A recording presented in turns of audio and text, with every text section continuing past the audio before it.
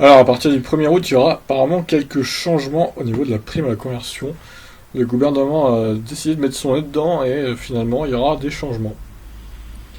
C'est l'un des derniers textes signés par le ministre démissionnaire de la Transition écologique et solidaire François de Rugy, applicable au 1er août 2019. Le décret publié le 17 juillet 2019 vise à réduire l'accès au dispositif de prime à la conversion en écartant nombre de bénéficiaires, ainsi que les modèles de voitures particulières et utilitaires légers perçus comme les moins vertueux pour l'environnement et la santé publique. Bon, on va essayer de tout lire quand même l'article, même s'il est un peu long.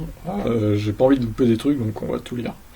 Alors, les personnes morales et les personnes physiques imposables qui n'entrent pas dans le cas particulier précisé ci-dessous, 5 derniers déciles, ne pourront désormais profiter de la prime à la conversion que pour l'achat d'un véhicule électrique neuf à batterie ou pile hydrogène, 2500 € ou d'occasion 1000 €. Donc ça bouge pas hein, pour les véhicules électriques à batterie ou à hydrogène, du coup c'est bien, déjà un bon point. Et ni pour l'occasion d'ailleurs. L'aide pour l'achat d'un 2 roues neuf à moteur électrique d'une puissance maximale nette au moins égale à 2 kW ou 3 kW est maintenue. C'est un bon point aussi du coup.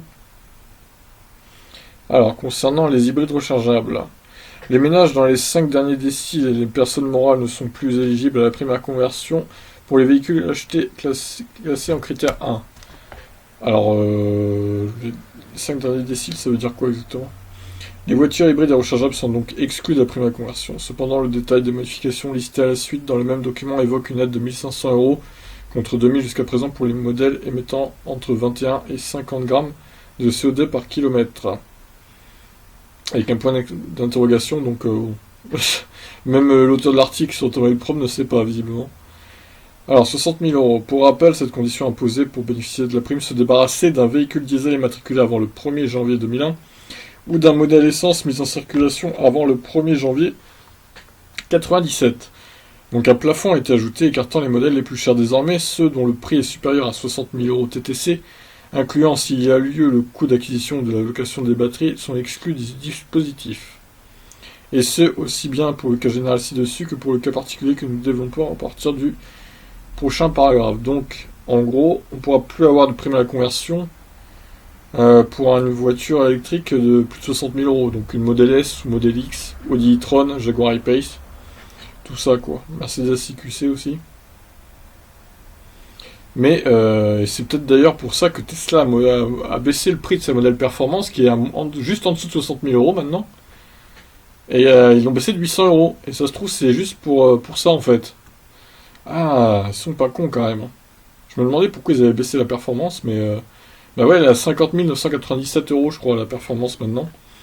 Donc c'est pour la faire passer dans ce truc à 60 000. Ouais, c'est pas con du tout. Alors sur fond de crise de gilets jaunes, des spécificités avaient été ajoutées pour les personnes non imposables, en particulier la possibilité d'éliminer un véhicule diesel un peu plus récent immatriculé avant le 1er janvier 2006 contre 1er janvier 2001 dans le cas général. Ah ouais, c'était pas mal ça.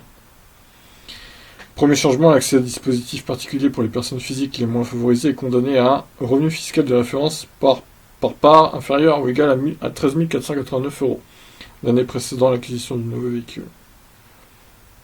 Alors, jusqu'à 5 000 € pour une voiture électrique. Pour les personnes incluses dans le cas particulier, la prime de conversion s'élève à 2 500 €, 80% du prix d'acquisition maximum, avec l'achat d'un véhicule électrique à batterie ou pile hydrogène, neuf ou d'occasion. Et même à 5 000 € pour celles dont le trajet domicile-travail est supérieur à 30 km ou qui parcourent plus de 12 000 km à l'année. C'est vachement bien ça. Soit 11 000 € d'aide au total pour ces dernières avec le bonus gouvernemental cumulable. Et oui, du coup. Pas mal cette aide quand même. 1100 € pour un 2 roues électrique. Toujours pour les personnes satisfaisant la condition de revenu fiscal de référence par part inférieur ou égal à 13 489 €, ce sont 1100 € de prime à la conversion qui sont accordés pour l'achat d'un 2 roues neuf à moteur électrique d'une puissance maximale nette au moins égale à 2 kW ou 3 kW dans la limite du coût d'acquisition de la location de la batterie, moins le bonus accordé. Alors pour les motos, pour le coup, il n'y a pas de location de batterie, heureusement d'ailleurs. Il manquerait plus que ça. Alors, concernant le 85. Les automobilistes les moins favorisés peuvent toujours bénéficier de la prime à la conversion pour acheter une voiture particulière ou un utilitaire léger non thermique neuf immatriculé pour la première fois après le 1er septembre 2019. Mais les conditions changent. Tout d'abord, le seuil d'émission maximale de CO2 est descendu de 122 à 116 grammes par kilomètre. Afin de favoriser les modèles fonctionnant au superéthanol, un abattement de 40% des rejets carbonés est applicable à ceux équipés d'usines pour la bicarburation essence E85. Alors celui qui me vient en tête, c'est le Ford Kuga par exemple, qui dispose de la bicarburation dès la sortie d'usine. Pas besoin de boîtier ou je ne sais quoi. Alors, concernant les diesels, en outre, le décret élimine aussi du bénéfice de la prime à la conversion les véhicules classés en critère 2 et immatriculés avant le 1er septembre 2019. En dépit du souhait du ministre de l'économie Bruno Le Maire, les voitures particulières ou les utilitaires légers diesel sont déjà absents de la catégorie critère 1. La double condition indique que ces engins seront à nouveau admis s'ils sont mis en circulation pour la première fois après le 31 août 2019. Ouais, il y a des conditions quand même. Alors, 1500 ou 3000 euros pour les thermiques. Ce sont 2000 euros de prime à la conversion qui sont accordés pour l'achat d'une voiture thermique ou hybride rechargeable aux automobilistes les moins favorisés, dans la limite du coût d'acquisition du véhicule, toute taxe comprise. Ou 3000 euros, 80% du prix d'acquisition à celle dont le trajet domicile-travail est supérieur à 30 km ou qui parcourt plus de 12 000 km à l'année. Mais c'est compliqué, oh là là, mais il y en a des trucs. 2500 ou 5000 euros pour les hybrides rechargeables. De la même manière, la date portée pour l'acquisition d'une voiture hybride rechargeable dépend de la situation. Elle est de 2500 euros à la base, mais grimpe à 5000 pour un automobiliste des 5 premiers déciles dont le trajet domicile-travail est supérieur à 30 km ou qui parcourt plus de 12 000 km à l'année.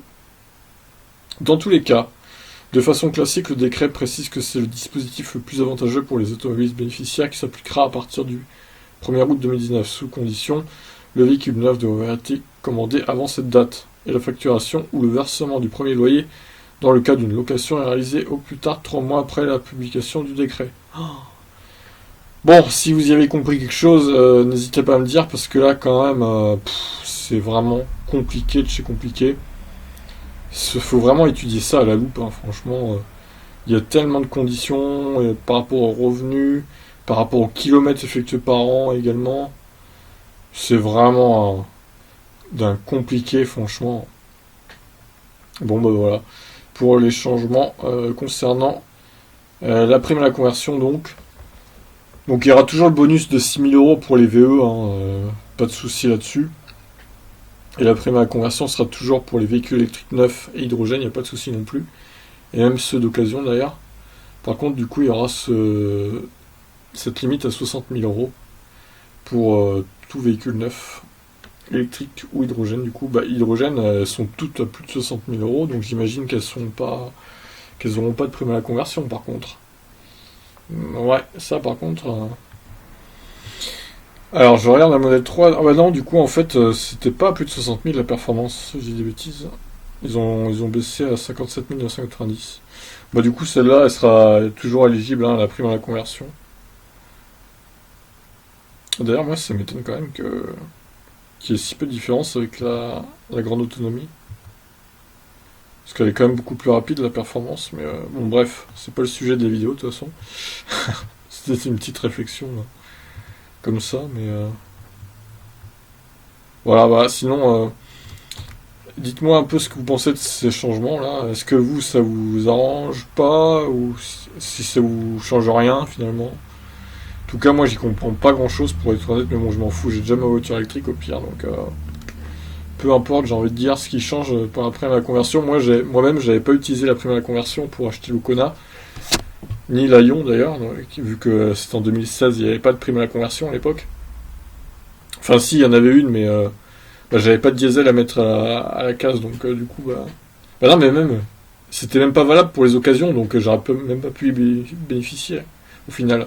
C'était que pour les neufs à l'époque. Donc au final, j'aurais pas pu y bénéficier. Et là, pour le Kona, j'avais pas de diesel à mettre à la case, donc j'ai pas de prime à la conversion. Donc voilà. Pour ces changements, n'hésitez pas à réagir. Sur ce, je vous laisse. Ciao.